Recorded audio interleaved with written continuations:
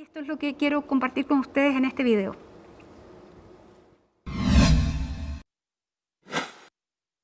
Parece que el 22 estaba pasado a benzina. Bueno, ¿Este güey? no, siguiente de la izquierda. Se carga nomás, pues. Se carga nomás, pues. Bueno, me parece intolerable una situación como esta, sobre todo cuando las únicas pruebas que tiene la Fiscalía para investigar son las que otorga la policía. Me parece que además en una situación como la que estamos viviendo no es posible que se sigan produciendo este tipo de acciones por parte de una policía que necesitamos además. Y además este video, fíjense que estuvo en poder de la Fiscalía desde el mes de febrero y solamente ahora cuando se hace público la Fiscalía decide investigar y hay una querella. Yo creo que aquí uno se puede hacer una pregunta que tiene que ver más con el sistema político y los incentivos que tiene, ¿no? Tenemos una fuerza de carabineros que ha crecido mucho en los últimos años, creo que son 60.000 efectivos hoy día, han salido 48 generales en los últimos 2 años, y hay que pagar costos por reformarla. Estamos todos de acuerdo en que hay que reformarla, que hay problemas profundos de control, de gestión, digamos. Y alguien tiene que pagar el costo por eso, ¿no? Alguien tiene que pagar el costo por iniciar una reforma. Y con una fuerza que parece además inmanejable desde el Poder Civil, porque lo que hemos visto esta semana, bueno, con todo lo que vino, está el caso de que termina con este joven en la ribera del río Mapocho, pero luego están los antecedentes de que además hubo un intento, según la Fiscalía, de encubrir todo lo que había ocurrido, lo que parece una especie de tic. Cada vez que hay algún caso que involucra a carabineros, inmediatamente surgen luego los antecedentes de cómo se intentó encubrir, ocultar evidencia, manipular, etc. Luego esto es muy preocupante de 2 personas, 2 motoristas que llegan a la casa de la fiscal Chong, le entregan a su hijo una carta con amenazas en que mencionan explícitamente a carabineros y una amenaza explícita a su integridad y la de su familia, y luego la mañana siguiente es detenido por personal de la PDI merodeando la casa, un teniente coronel de carabineros que da explicaciones bastante confusas sobre qué estaba haciendo allí y por qué estaba en ese lugar. Y ojo que aquí hay antecedentes.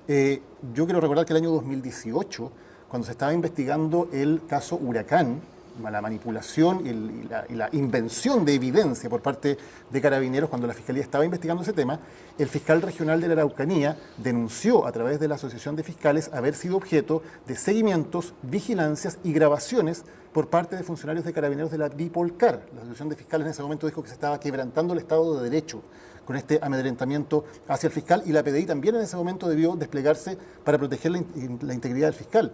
En esos mismos días, año 2018, Carabineros detuvo un allanamiento a las oficinas de inteligencia en la Araucanía con una orden judicial que estaba realizando la PDI, lo detuvo también por la fuerza. Entonces, hay una sensación que creo que es muy nociva de una fuerza de carabineros que está no solamente desplegada en términos de generar este tipo de acciones, sino que incluso ha llegado a extremos en los cuales da la impresión de que ellos se vieran como una especie de ente en conflicto con parte de la sociedad, en conflicto con fiscales, en conflicto con la propia PDI, y eso me parece que es muy serio.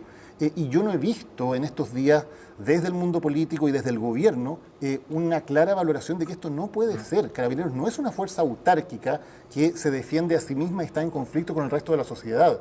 Carabineros debe ser una fuerza que está al servicio del resto de la sociedad, y eso es lo que cuesta cada vez más ver en estos días, y eso me parece muy preocupante, y creo que no se le ha dado la gravedad y no se ha pedido la investigación con la suficiente fuerza por parte del Poder Ejecutivo. Bueno, hace muchos años ya el exministro del Interior, José Miguel Insulza, decía que Carabineros se manda solo. ¿Carabineros se seguirá mandando solo? ¿Cómo lo ves tú, Daniel?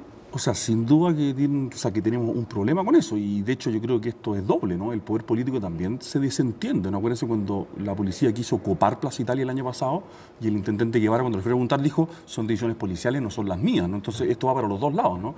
Hay una desatención de la política o de la clase política hacia la policía que hemos hecho crecer mucho esta fuerza sin ejercer el control efectivo sobre ella, ¿no?